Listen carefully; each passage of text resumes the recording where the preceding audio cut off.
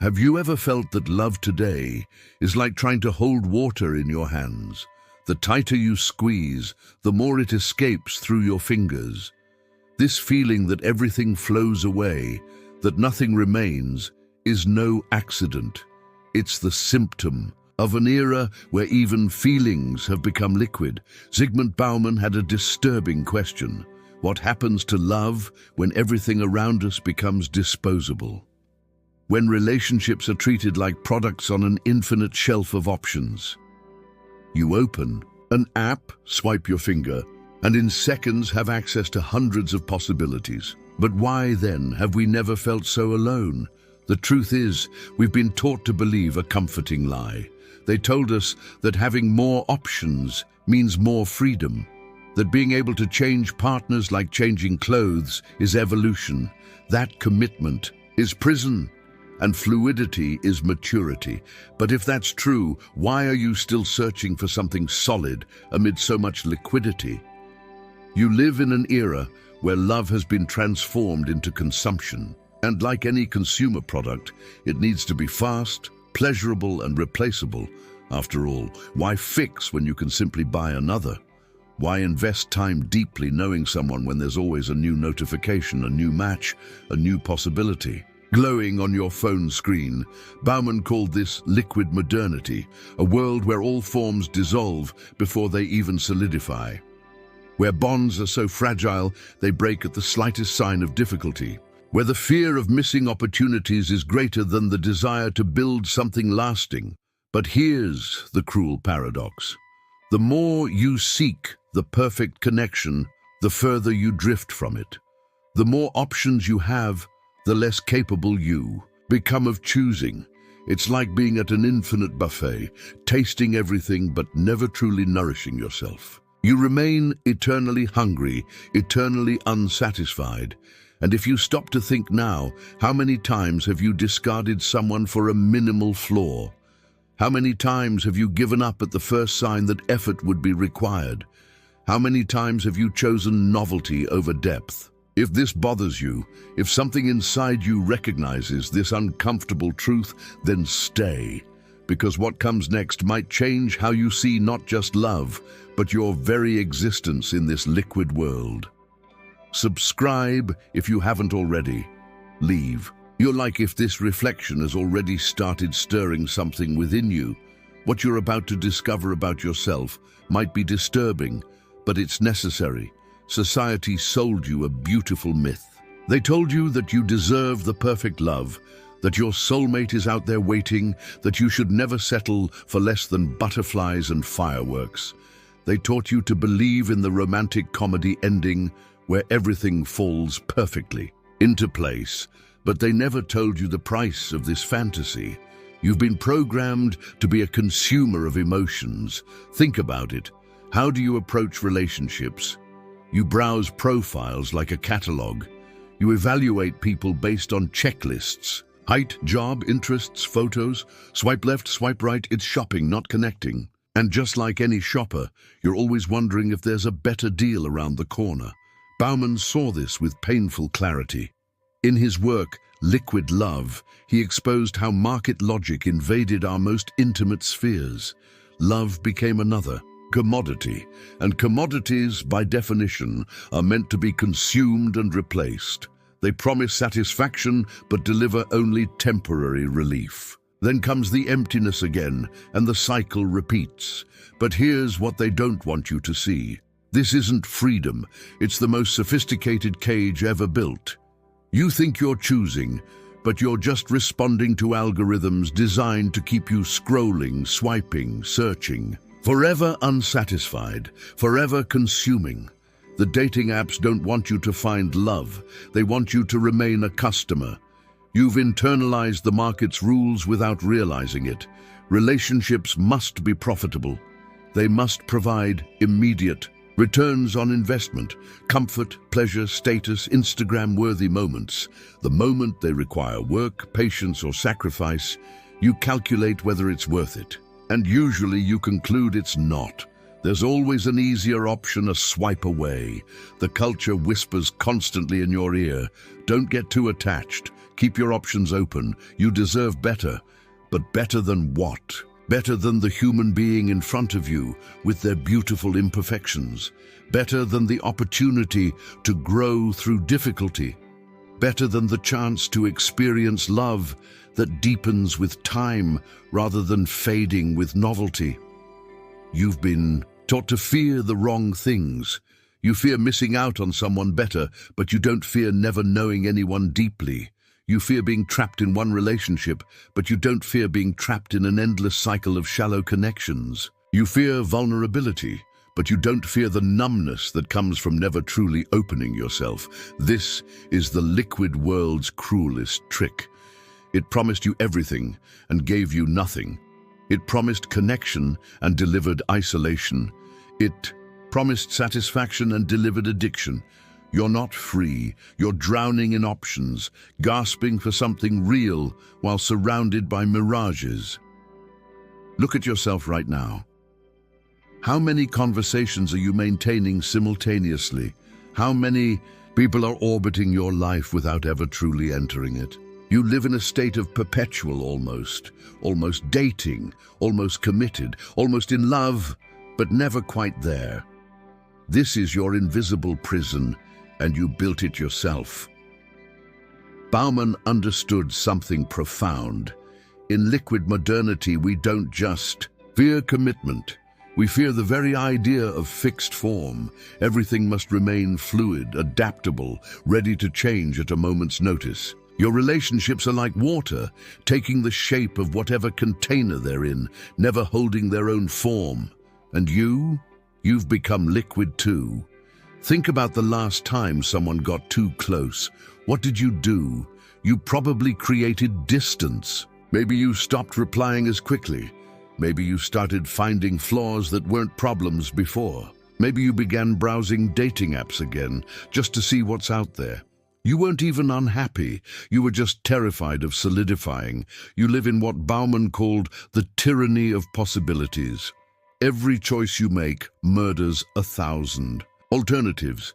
Every person you commit to represents countless others you'll never meet, so you commit to no one.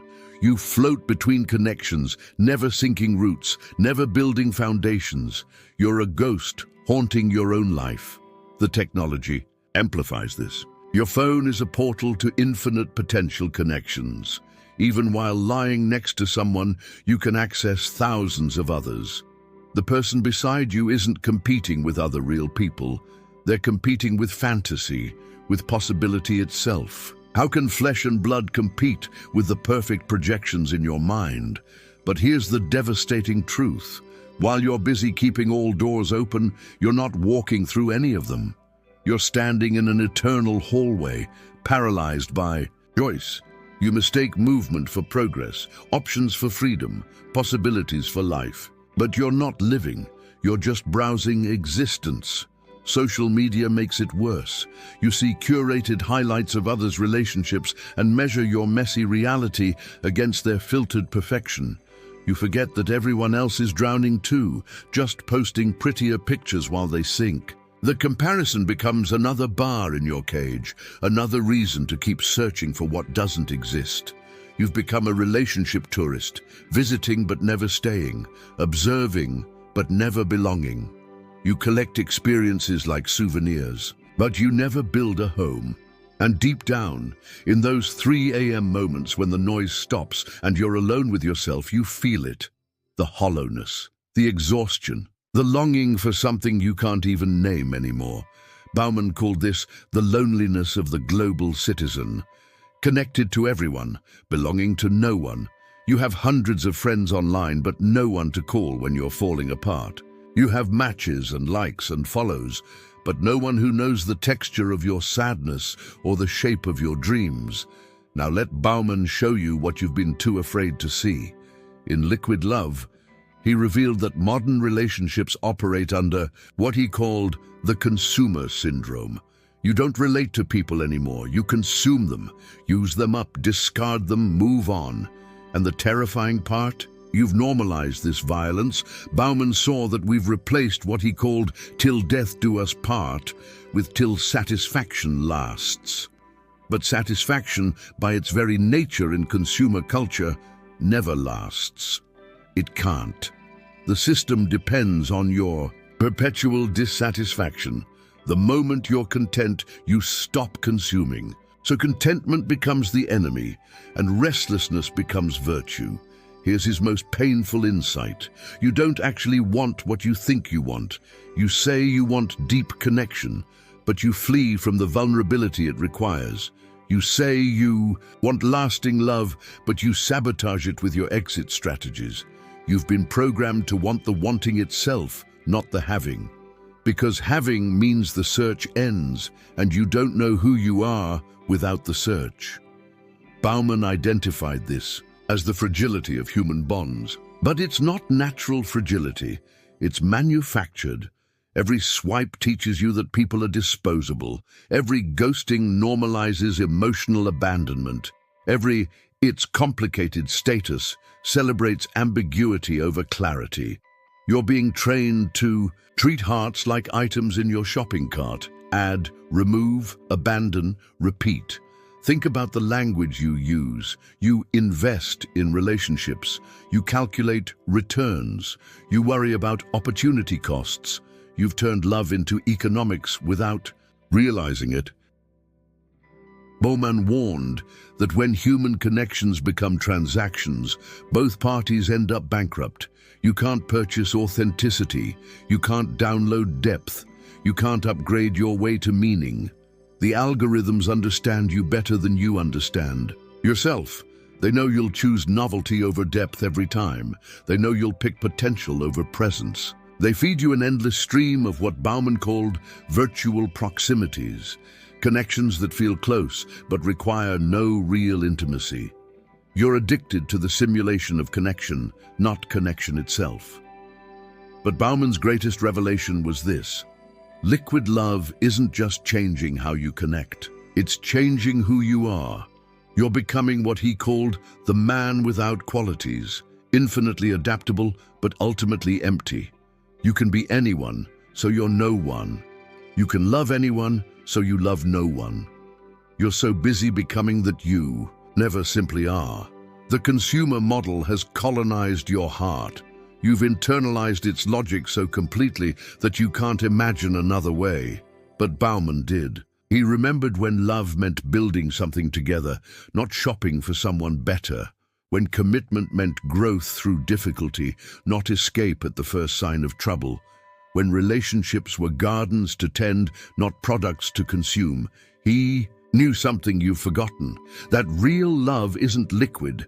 It's the opposite. It's the choice to solidify, to take form, to become definite in a world that demands you remain fluid. It's the courage to close doors so you can fully enter the room you're in. This is the moment of crisis, the moment you realize you're not who you thought you were. You're not the free spirit choosing from infinite options. You're the product. You've been manufactured by a system that needs you broken, seeking, consuming. Your loneliness isn't a bug, it's a feature. Look at what you've become. You craft profiles instead of character.